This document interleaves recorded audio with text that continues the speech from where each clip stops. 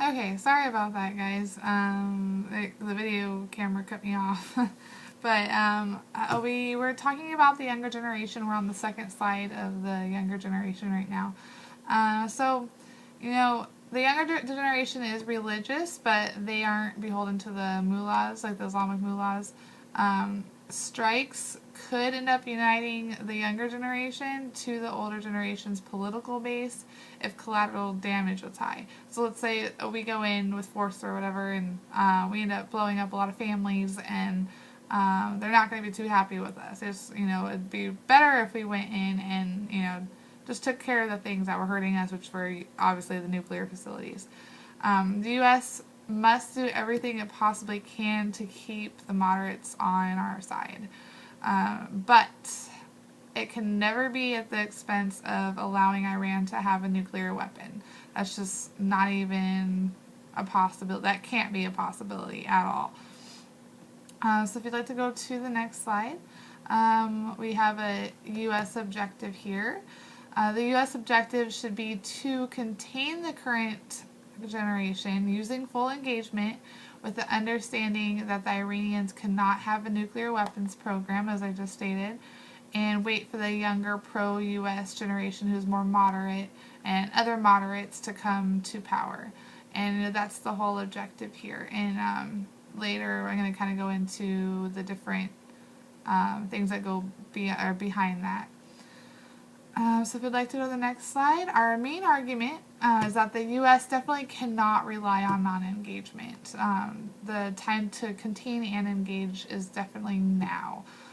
We have been doing this non-engagement thing for a while, and it's time to stop. It's definitely time to stop, and it's something that needs to be taken care of immediately.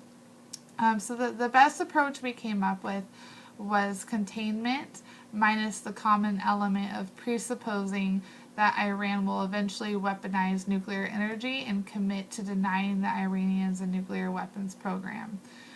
So there's multiple parts to this, and it's not just, engage, like taking it from non-engagement to engagement. There's a lot more that goes into this. The main idea is that the U.S. Must rely on containment that is fronted by full engagement with options for limited rollback that are clearly communicated on the world stage. So that's our main idea. In obtaining this goal, Iranian youth, and this is on the next slide, Iranian youth like U.S. commercial goods and ideals, but they would not want them imposed on them. This is, ways that we can kind of keep them on our side. All peaceful means to delay while using soft power, so not coercion, but attraction, such as quiet support of pro-democracy movements must be used. And additionally, Iran democracy will not look exactly like Western democracy, but the U.S. must respect the indigenous product. These are ways that we can kind of move this type of policy that we're suggesting forward. And if you go to the next slide, we're going to kind of go into the reasoning for this.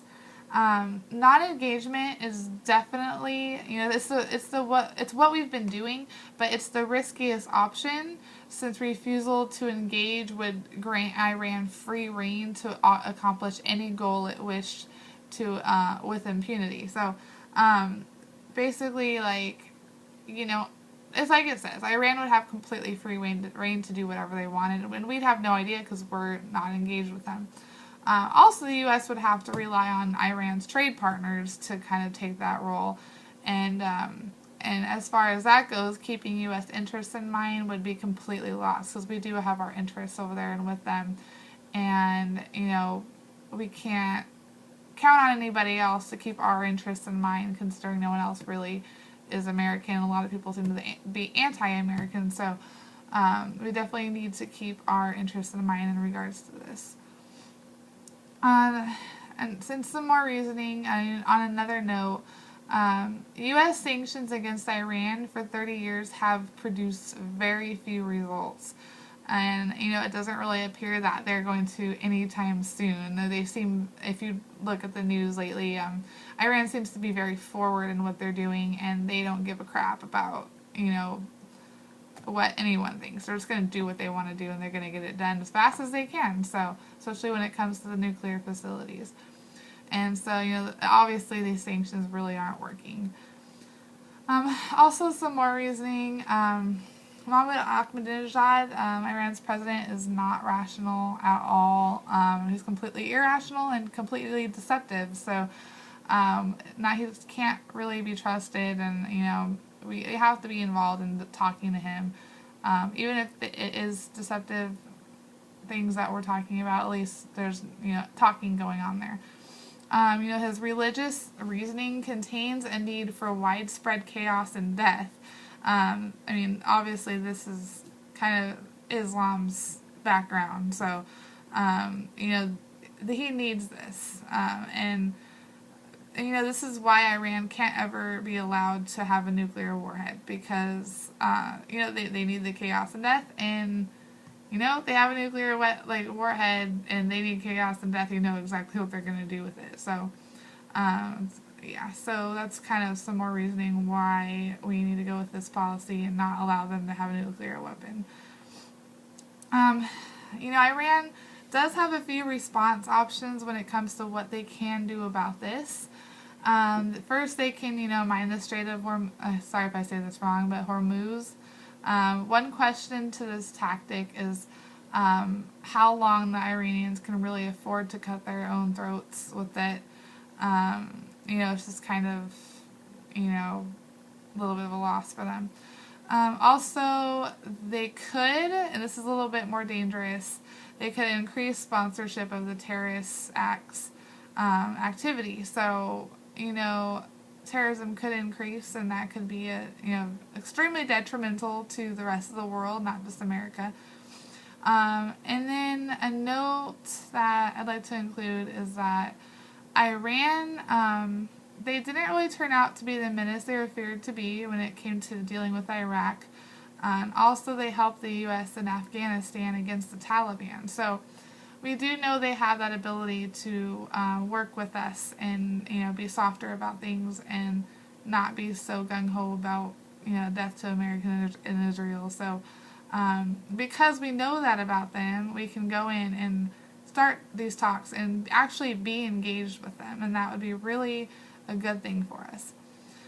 And if you'd like to go to the next slide, we're going to start talking about just a few counter arguments in regards to our position, just so we can kind of cover some other things that are going on and any other questions that you guys might have.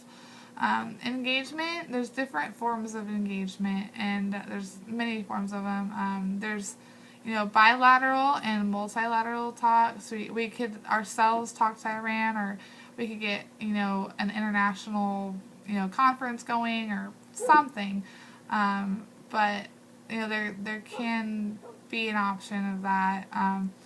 Also, there's encirclement of Iran by pro or at least neutral U.S. allies. That would also be an option someone else might bring up. Also, there's a willingness to offer economic incentives. We can say, we'll give you this much money, or we'll help you militarily, or we'll just help you any way we possibly can. And the problem is that any of these forms would have to be verified